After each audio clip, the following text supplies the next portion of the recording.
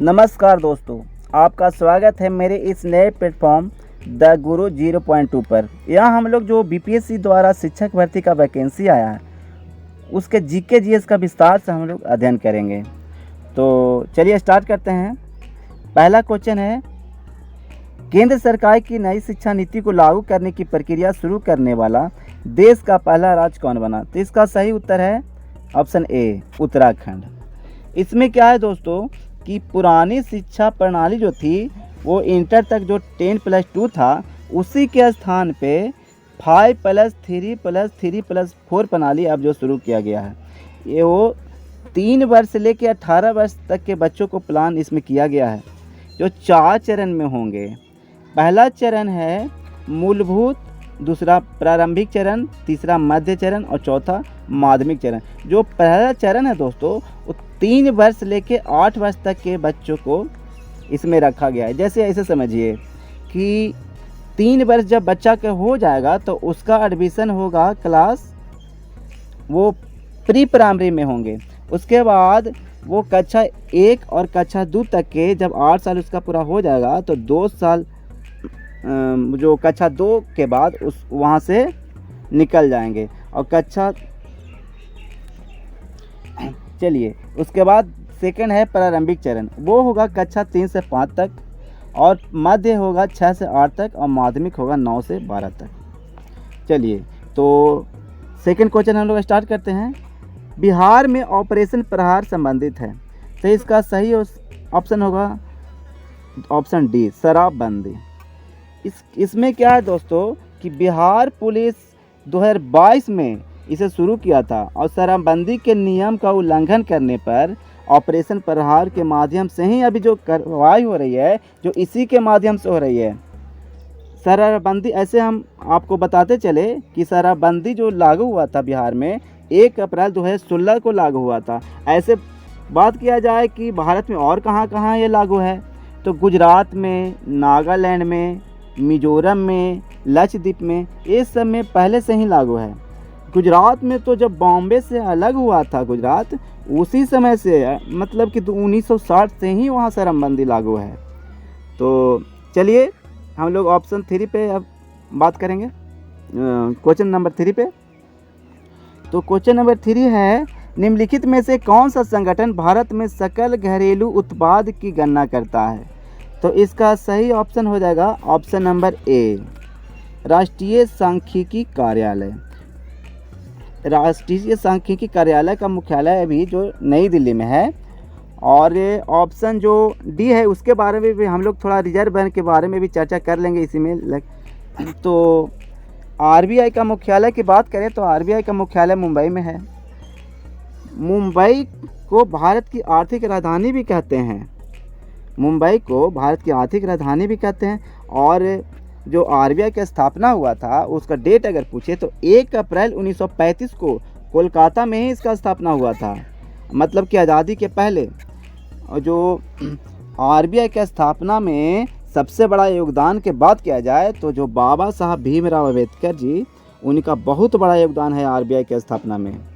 तो चलिए हम लोग अगला क्वेश्चन पे चलते हैं, क्वेश्चन नंबर 4 पे।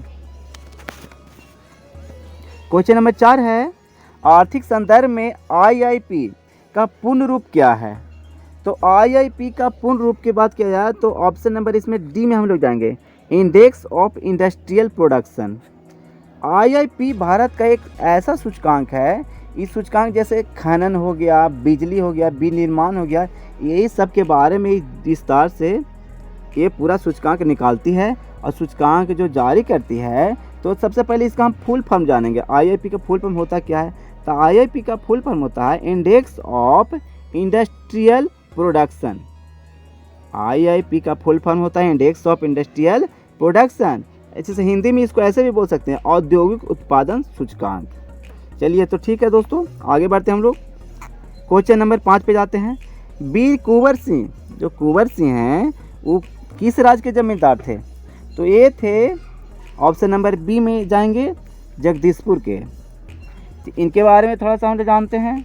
तब इनको कौन नहीं जानता, ये जब 1857 का क्रांति हुआ था उसमें नायक में जो सबसे ज़्यादा बुजुर्ग थे, 80 साल के थे उस समय इसमें भाग लिए थे। तो बिहार के भोजपुर ज़िले के रहने वाले थे ये, और 1857 की क्रांति में ये बिहार की तरफ से नेतृत्व किए थे। और माना जाता है कि ये गुरिल्ला युद्ध में माहिर थे। गुरिल्ला युद्ध मतलब होता है पहाड़ में, जंगल में छुप छुप के युद्ध करना, और जैसे शिवाजी की तरह। और इसमें विस्तार से बात की जाए तो थोड़ा सा और इसके बारे में बता देते हैं कि इनके बारे में इनका अन्य नाम भी है, जैसे बाबू साहब, तेगवा बहादुर, ये सब इनका अन्य नाम है। इनके पराक्रम इसी से पता चलता है कि जब बलिया के निकट गंगा पार कर रहे थे तो इनकी भुजा में गोली लग गई थी, और वही अपनी भुजा को काटकर गंगा मैया को समर्पित कर दिए थे। तो वीर कुंवर सिंह के बारे में जितना भी कहें कम है। आगे हम लोग बढ़ते हैं क्वेश्चन नंबर 6 पे। तापक्रम विलोमता का अर्थ है। तो तापक्रम विलोमता का अर्थ है, तो इसका आंसर हो जाएगा ऑप्शन नंबर बी, बढ़ती ऊंचाई के साथ बढ़ता तापक्रम। तापक्रम विलोमता का अर्थ होता है यही, बढ़ती हुई ऊंचाई के साथ बढ़ता हुआ तापक्रम होता है। और तापमान मापने का तो जानते हैं कि SI इकाई होती है केल्विन, और इसे सेल्सियस और फ़ारेनहाइट में भी माप सकते हैं हम लोग। इसके लिए हम लोग एक फार्मूला का प्रयोग भी करते हैं, जैसे कन्वर्ट करने के लिए रहे सेल्सियस से फ़ारेनहाइट में या केल्विन में, तो इसका एक फार्मूला है दोस्तों, C/100 = F - 32/180 = K - 273/100। ये जो फार्मूला है इसका यूज करके हम लोग कन्वर्ट भी कर सकते हैं सेल्सियस से फ़ारेनहाइट में और फ़ारेनहाइट से केल्विन में। तो चलिए आगे बढ़ते हैं हम लोग क्वेश्चन नंबर 7 पे। तो क्वेश्चन नंबर 7 है, मगध शासक बिंबिसार का चिकित्सक कौन था? तो मगध शासक बिंबिसार का चिकित्सक था जीवक, मतलब ऑप्शन नंबर सी। तो इसके बारे में थोड़ा सा हम लोग विस्तार से जानते हैं। तो मगध साम्राज्य के जो शासक था बिंबिसार, इनका चिकित्सक थे जीवक। जीवक को बिंबिसार ने अवंती के राजा जो चंडप्रघोत थे उन्हीं के उपचार के लिए उनके दरबार में भेजा था। और इतना ही नहीं, उन्होंने भगवान बुद्ध का भी उपचार किया था। कौन? जीवक। तो आगे हम लोग बढ़ते हैं क्वेश्चन नंबर 8 पे। तो क्वेश्चन नंबर 8 है दोस्तों, बिहार में तुर्क सत्ता का वास्तविक संस्थापक कौन था? तो बिहार में तुर्क सत्ता का वास्तविक संस्थापक यही इब्न बख्तियार खिलजी, मतलब ऑप्शन नंबर बी जो है ये था। तो इसके बारे में कहा जाता है कि बिहार में तुर्क सत्ता का जो वास्तविक संस्थापक जैसे माना जाता है 1193 से 2002 तक ये यहाँ था बिहार में। ये संपूर्ण बिहार पर अधिकार कर लिया था। इतना नहीं, बंगाल के अलावा असम के कुछ क्षेत्र पर भी अधिकार कर लिया था। संपूर्ण विश्व का गौरव जो नालंदा विश्वविद्यालय और विक्रमशिला विश्वविद्यालय है, इसको नष्ट करने का श्रेय इसी को जाता है। नालंदा विश्वविद्यालय के बारे में थोड़ा जान जाते हैं हम लोग विस्तार से कि नालंदा विश्वविद्यालय गुप्त शासक कुमार गुप्त प्रथम ने बनवाया था। चीनी यात्री हेनसोंग रहे या इत्सिंग रहे, यहीं के विद्यार्थी थे। और ये जो हेनसोंग थे, जहाँ विद्यार्थी के साथ शिक्षक भी यहाँ कुछ दिन के लिए बने थे। और खोज की बात किया जाए कि नालंदा विश्वविद्यालय की खोज कौन किए, तो अलेक्जेंडर कनिंघम। अलेक्जेंडर जो कनिंघम थे, यही इनका खोज का श्रेय इन्हीं को जाता है। और जैसे अगर बात किया जाए कि विश्व में प्रथम विश्वविद्यालय कौन था, तो इसका नाम आता है तक्षशिला का। तक्षशिला जो है विश्व के प्रथम विश्वविद्यालय था। वर्तमान में अगर जैसे भारत और पाकिस्तान का जो विभाजन हुआ, तो पंजाब जो प्रांत था पाकिस्तान वाला, उसी में एक रावलपिंडी ज़िला है, और वहीं अभी वर्तमान का जो अवशेष है तक्षशिला का वहीं पाया जाता है। और लगे थोड़ा सा ये भी जान लीजिए कि रावलपिंडी के नाम लिए तो रावलपिंडी एक्सप्रेस किन्हें कहा जाता है, तो शोएब अख्तर जो क्रिकेटर हैं, शोएब अख्तर, इन्हीं को बोला जाता है रावलपिंडी एक्सप्रेस। थोड़ा और जान लीजिए इनके बारे में। जो दरिया खान नवानी है, ऑप्शन नंबर डी, उनके बारे में भी थोड़ा सा जान लीजिए कि जो सिकंदर लोदी थे, सिकंदर लोदी इनको बिहार का गवर्नर नियुक्त किए थे। इन्हीं के लिए इनको जाना जाता है। तो ठीक है दोस्तों, अगला क्वेश्चन में हम लोग चलते हैं, आगे बढ़ते हैं। तो क्वेश्चन नंबर 9 पे जाते हैं हम लोग। तब क्वेश्चन है, बिहार के प्रथम भारतीय गवर्नर कौन थे? तब भारतीय गवर्नर की बात किया जाए तो भारतीय गवर्नर थे सत्येंद्र प्रसन्न सिन्हा। इनके बारे में थोड़ा सा हम लोग विस्तार से जानते हैं।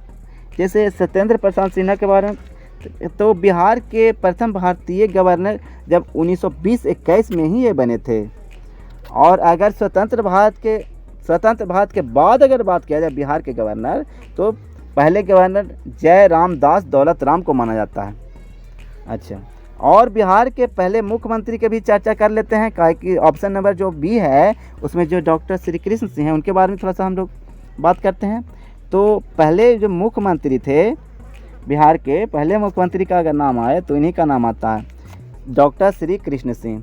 हालांकि 1937 के जो प्रांतीय चुनाव हुआ था उसमें यूनुस खान को कुछ दिन के लिए मुख्यमंत्री बनाया गया था, लेकिन आंसर में अगर आए तो आप लोग श्री कृष्ण सिंह जी को ही लगाइएगा।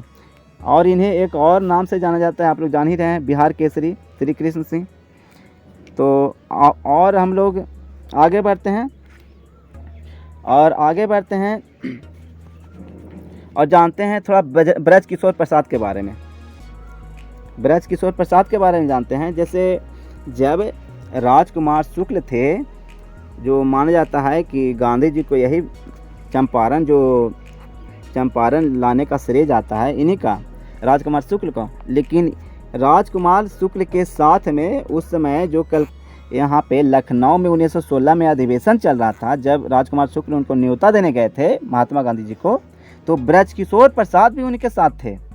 ब्रज किशोर प्रसाद के बारे में अगर बात किया जाए तो यही जयप्रकाश नारायण जो थे, जेपी जी ने बोला जाता है, उनके ये ससुर थे और राजेंद्र बाबू के ये समधी थे।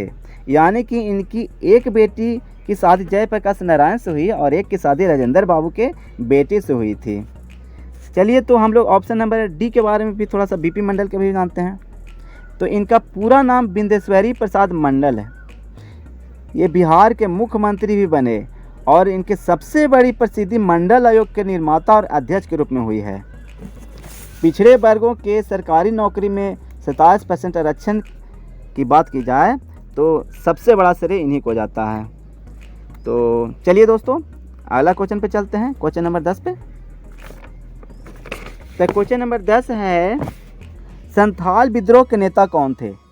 तो संथाल विद्रोह के नेता थे सिद्धू और कान्हू, मतलब ऑप्शन नंबर बी।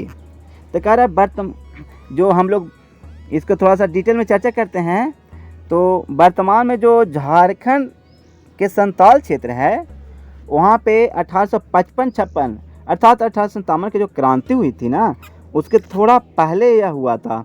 इसका एक और नाम भी है, संथाल हुल। संथाल विद्रोह का एक और नाम संथाल हुल भी है। हुल का शाब्दिक अर्थ होता है विद्रोह, बगावत, ये सब इसका शाब्दिक अर्थ ही होता है। और जैसे संथाल विद्रोह के प्रमुख नेता की बात की जाए तो सिद्धू, कान्हू, चांद, भैरव, ये सब इनमें प्रमुख हैं। तो चलिए आगे बढ़ते हैं हम लोग क्वेश्चन नंबर 11 पे। तो क्वेश्चन नंबर 11 कहता है कि सौर मंडल का प्रधान आकाशीय पिंड कौन सा है?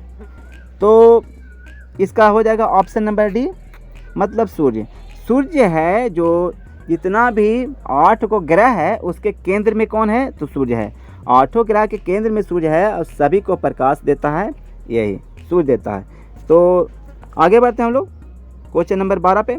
तो क्वेश्चन नंबर 12 कहता है कि द्वितीय बौद्ध संगीति का आयोजन किसके शासनकाल में हुआ, राज्यकाल में हुआ?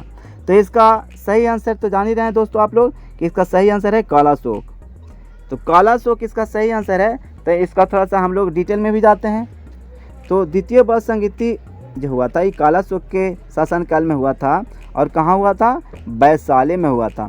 थोड़ा सा हम लोग जो चारों जब बौद्ध संगीति बिहार में हुआ, और चारों में नहीं हुआ था, एक बौद्ध संगीति हुआ था जो चतुर्थ हुआ था, वो कश्मीर में हुआ था, कुंडलबन में। ऐसे हम लोग चारों के बारे में थोड़ा सा एक बार जान लेते हैं। तो प्रथम जो बौद्ध संगीति हुआ था वो अजात शत्रु के शासनकाल में राजगीर में हुआ था, वही राजगीर जिसका पुराना नाम राजगिरी है। और दूसरा हुआ था कालाशोक के शासनकाल में वैशाली में। तीसरा हुआ था अशोक के शासनकाल में पाटलिपुत्र में। चौथा हुआ कनिष्क के शासनकाल में कुंडलवन में। और अगर ईस्वी की बात किया जाए तो प्रथम 483, ऐसे याद कीजिए आप लोग, 483, 383, 255 ईस्वी की प्रथम शताब्दी। जैसे कि प्रथम हो गया 483 ईसा पूर्व, दूसरा हो गया 383 ईसा पूर्व, तीसरा हो गया 255 ईसा पूर्व, चौथा हो गया ईस्वी की प्रथम शताब्दी। तो और आप लोग देख लीजिएगा इसके बारे में थोड़ा डिटेल। आगे बढ़ते हैं हम लोग क्वेश्चन नंबर 13 पे। तो क्वेश्चन नंबर 13 कहता है अकबर ने इबादत खाना का निर्माण करवाया था। कहाँ करवाया था? तो ऑप्शन नंबर इसमें 20 सही है, फतेहपुर सिकरी में। तो इसके बारे में थोड़ा सा जानते हैं हम लोग। अकबर जो इबादत खाना का निर्माण करवाए थे फतेहपुर सिकरी में, इसका उपयोग वो करते थे प्रार्थना कक्ष के लिए या मीटिंग रूम के लिए भी करते थे। अकबर मुख्य रूप से इसे सुन्नी मुसलमान के एकत्रित करने के लिए और आपस में चर्चा करने के लिए बनवाया था। लेकिन बाद में क्या हुआ कि अकबर थे वो सभी धर्मों के लिए इसे खोल दिए थे।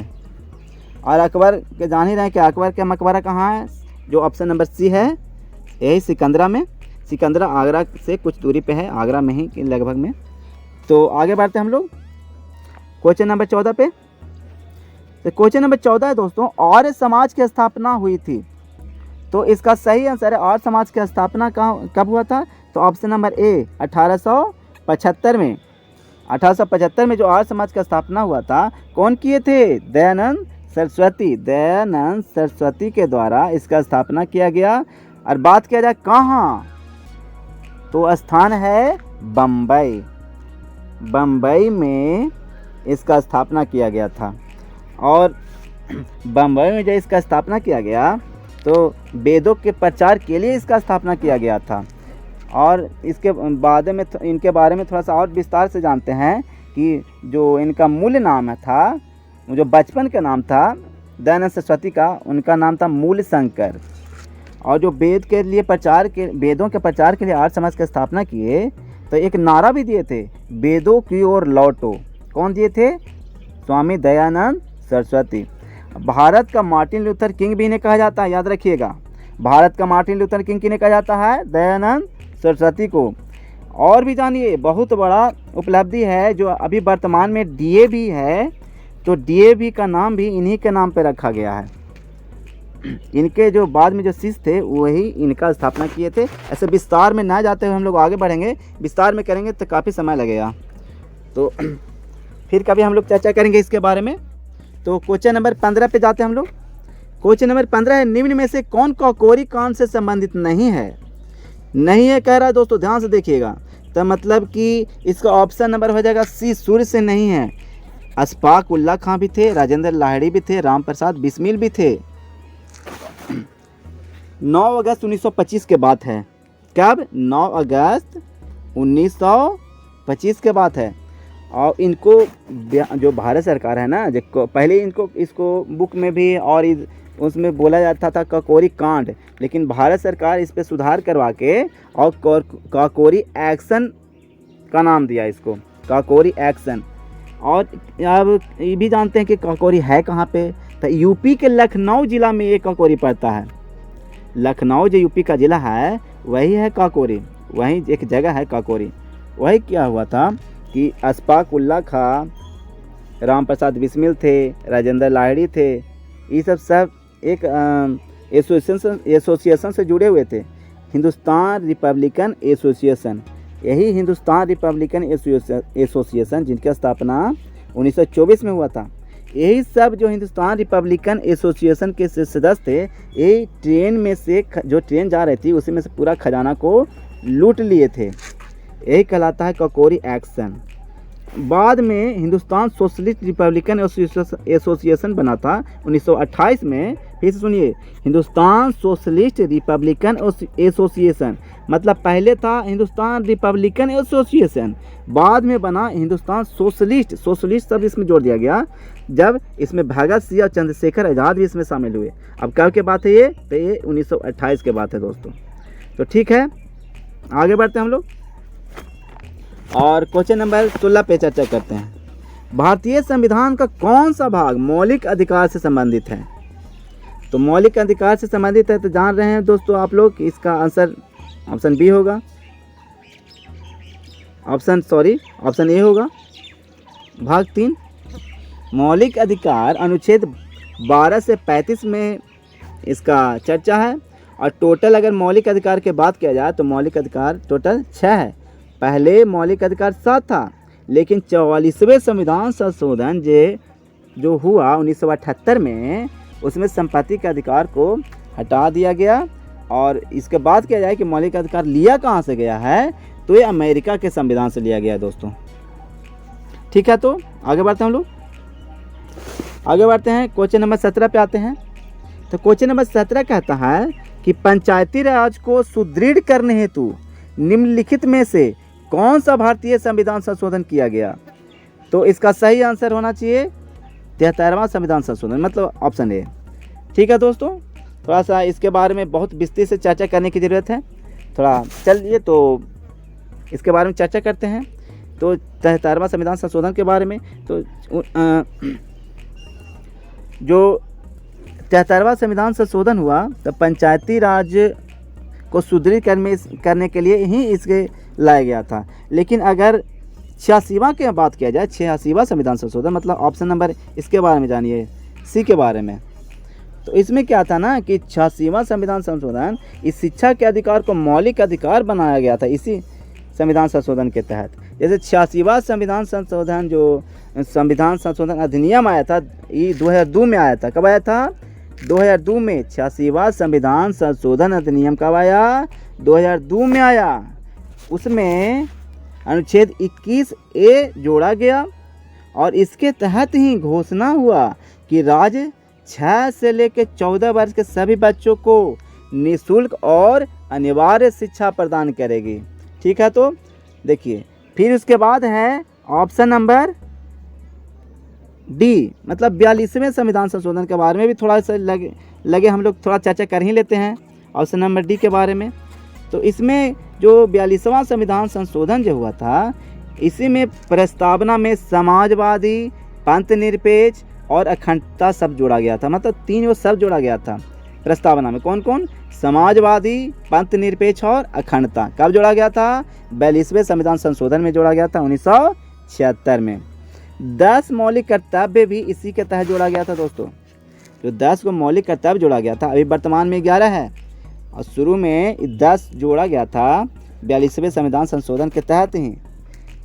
और ये 51 क्या में रखा गया था। इंदिरा गांधी जब सरकार बनी थी तो इस समय इतना ज़्यादा संशोधन हुआ कि ये जो 42वां संविधान संशोधन है ना, इसे लघु संविधान के नाम से जाना जाता है। समझिए, जो 42वां संविधान संशोधन में इतना संशोधन हुआ, इमरजेंसी के टाइम था, जो इंदिरा गांधी उस समय इमरजेंसी लगाई थी 1977 में, तो 1976 में जो ये आया 42वां संविधान संशोधन, उसके तहत 1977 में उसे लागू किया गया था सबके, इसलिए इसको कहा गया था लघु संविधान।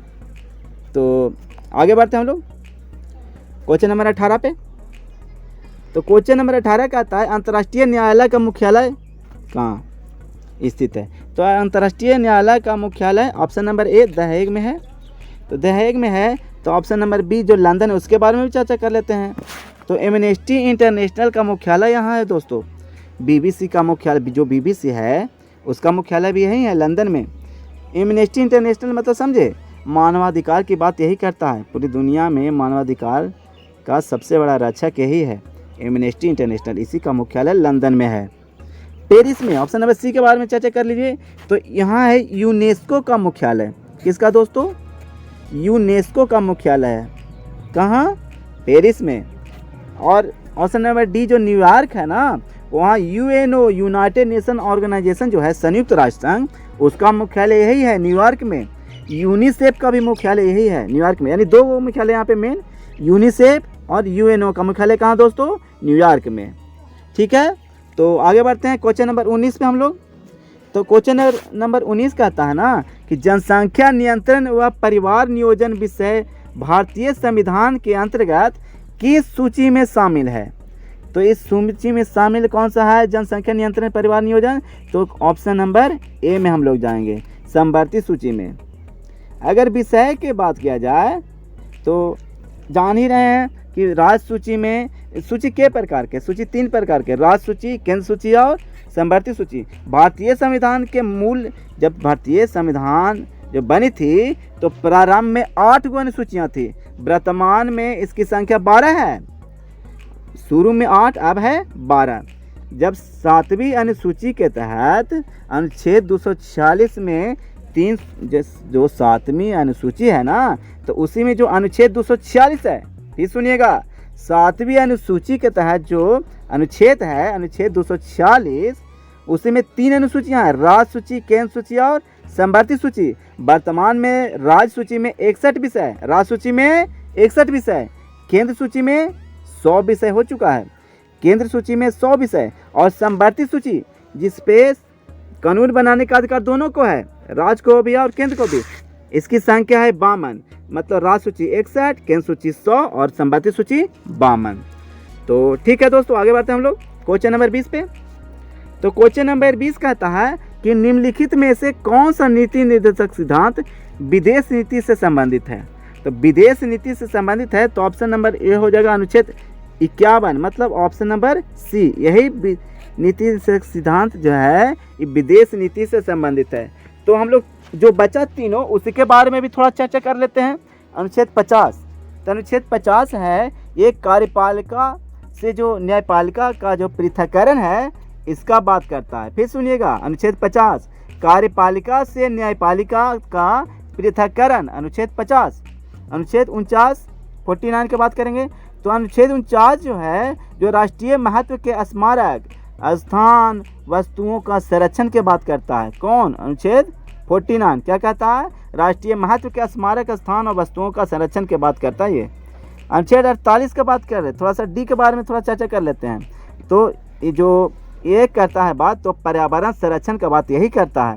अनुच्छेद 48 जो है पर्यावरण संरक्षण, वन जीव ये सब का बात यही करता है अनुच्छेद 48। अब नीति निर्देशक सिद्धांत के बारे में थोड़ा सा विस्तृत जानकारी के लिए हम लोग आगे भी चर्चा करेंगे। तो